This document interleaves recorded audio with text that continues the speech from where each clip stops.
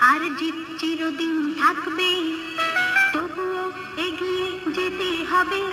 বাধা বিঘ্ন না পেরিয়ে বড় হয়েছে কে কবে। হার জিত চিরদিন থাকবে, তবুও এগিয়ে যেতে হবে।